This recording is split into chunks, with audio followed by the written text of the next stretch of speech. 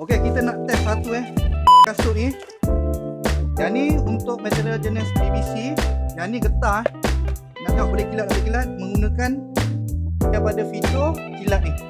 Untuk kasut yang kali hitam, ni barang dia. Goncang dulu. Dia jenis span kat sini. Kita just tekan saja. Lepas tu dia akan ada keluar dia punya cair. Nampak tak? Memang mudah.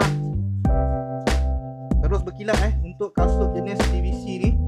Untuk material leather lagi best. Untuk material PVC dia menjadi kilat. Yang ni untuk getah pula tengok.